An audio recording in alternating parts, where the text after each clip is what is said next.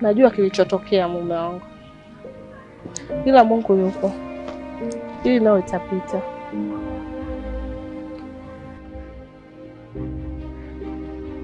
Ni kweli unachosema mke wangu, ila kiukweli napata gagaziko kikubwa sana katika nafsi yangu. Najisikia unyong'onyi, napata madhila sana kwa hicho ambacho familia yako inanifanyia.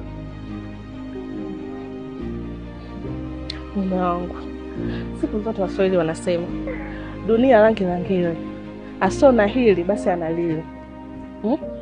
Tikiti bovu liko shambani kwako.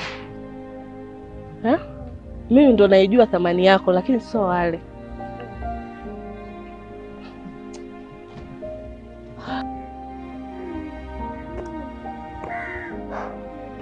Ni sawa naongea mke wangu, ila mimi kuna wazo nimeliwaza kwamba nimeonelea nikurudishe kwenu, uende ukaugulie kwenu. Ukiwa buheri wa afya, basi utarejea hapa nyumbani,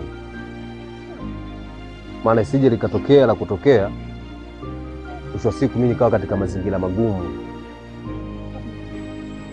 Bora iwe hivyo, au labda unirudishe nikiwa maiti.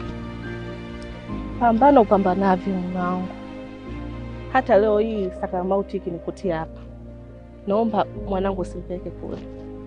Pambana upambanavyo, unizike kwa mikono yako miwili.